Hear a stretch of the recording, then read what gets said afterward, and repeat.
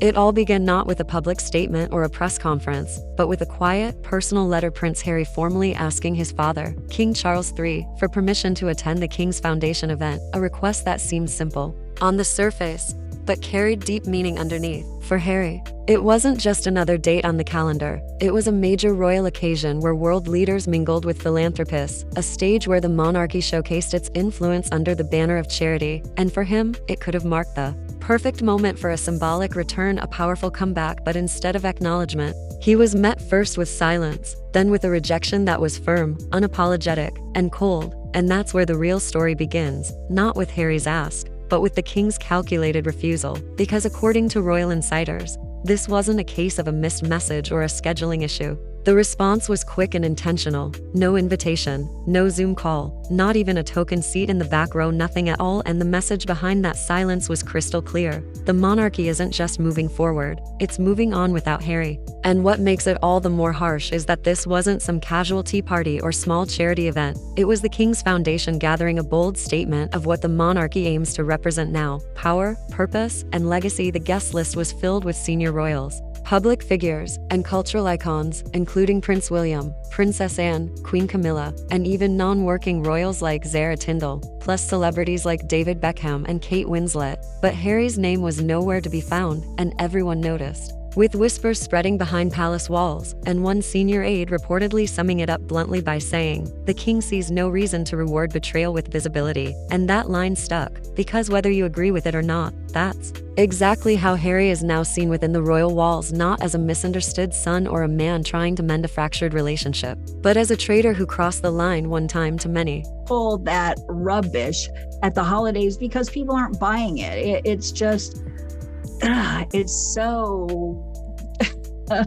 The interviews, the Netflix deals, the memoir, and the repeated criticisms of the royal family, each step chipped away at the trust, and this final denial felt like the last blow. What hurt the most was how public it all became. The guest list was made available online, and when Harry's name wasn't on it, the message was clear. It wasn't just that he wasn't invited. It was a way of saying, you're no longer part of this. For someone born into royalty, someone who once walked those palace halls as a potential future leader, it was a painful wake-up call. Sources say Harry had hoped this would be his chance to come back, to return to the royal stage and show that he still stood for values like service and duty, but the palace didn't see it that way. The king reportedly didn't even pause. No talks, no negotiation, just a direct refusal. Some insiders admitted they were relieved. After years of carefully handling the topic of Harry, someone finally set a clear boundary. And things get even more complicated here, because while Harry was trying to rebuild the connection, Meghan Markle remained silent and completely detached. People close to the couple say she didn't support the request, didn't approve it, and didn't even show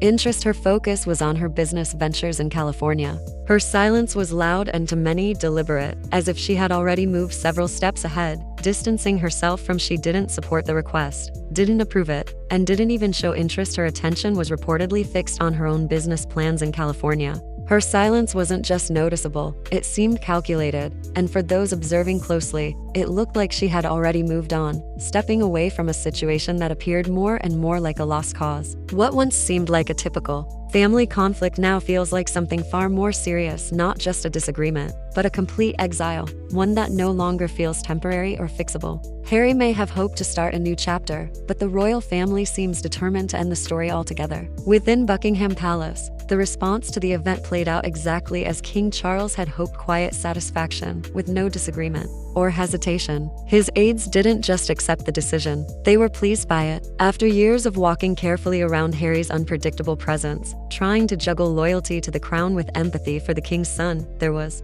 finally, a shared understanding. Sympathy had run out. The general view was clear: Harry couldn't keep preaching duty and honor while continuing to profit from family drama. Loyalty has its limits, and Harry had already gone too far. Even some of his past supporters in the media are starting to shift their stance. Commentators who once applauded him for being honest are now pointing to a repeated pattern: the interviews, the partnerships, the ongoing public statements. It hasn't stopped. There's always another headline, another reveal, another moment where Harry's complaints are brought back into the spotlight, and people are beginning to feel worn out. Social media exploded after the news of the rejection. broke, with hashtags like No More Hurry and Royal Reckoning trending. Thousands of posts followed, some critical, some simply tired, but most expressing the same idea. He made his choice, and now he's dealing with the consequences. One viral post summed it up perfectly: you can't write a tell-all book attacking your family and then act surprised when you don't get invited to dinner. Public sympathy isn't what it used to be, and even longtime fans are beginning to admit that the endless drama is becoming overwhelming.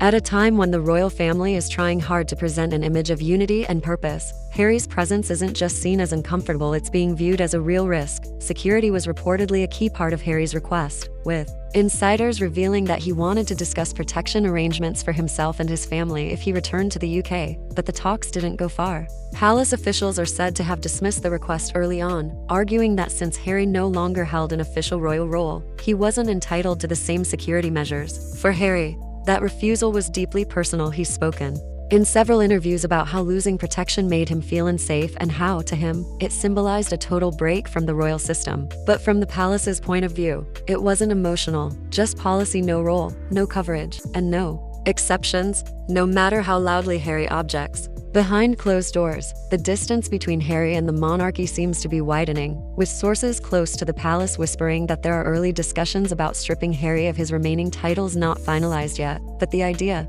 is gaining support. The recent exclusion from the King's Foundation event may have marked the beginning of something bigger, a complete separation not just in spirit, but in structure. The monarchy is sending a message not through statements or grand gestures, but through silence, through decisions made behind polished palace doors and delivered without explanation. Meanwhile, in California, Meghan's continued silence is raising eyebrows. Some believe she's distancing herself from the drama on purpose, choosing instead to focus on her own career and quietly letting Harry deal with the consequences alone. Others think she's simply accepted what Harry hasn't, that the royal door he keeps knocking on is already locked. Whatever her reasons, her disengagement is becoming a story in itself.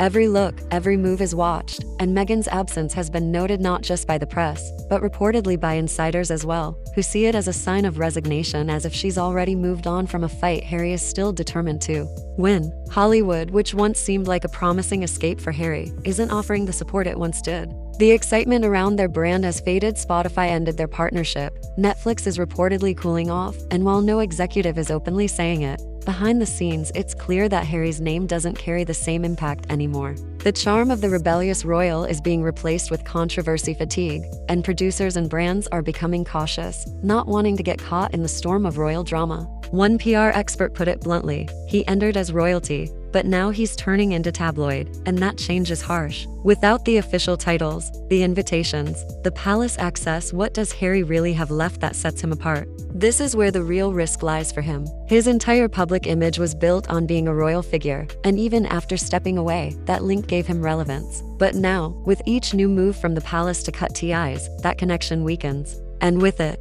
so does his influence. He can keep doing interviews, writing books, making appearances, but without that royal signature, the effect won't be the same. The risk now isn't just fading into the background, it's becoming a character in a story that even loyal readers don't want to follow anymore. In the UK, the conversation is shifting toward permanence. Royal experts are now discussing legacy and precedent, comparing Harry's current standing to past royals who went too far and were quietly removed from public life. The difference now is that everything is unfolding under a global spotlight, with each step being watched by millions. King Charles isn't hesitating. In fact, he seems more resolute than ever, driven by the belief that the monarchy must come before personal ties, even family. The clearest sign of that wasn't spoken, it was seen in the guest list for the King's Foundation event. The names included weren't random. They were chosen to reflect the values the crown wants to be associated with: unity, loyalty, resilience. David Beckham, Kate Winslet, figures respected for their grace and public service, were included, while Harry was left out. That exclusion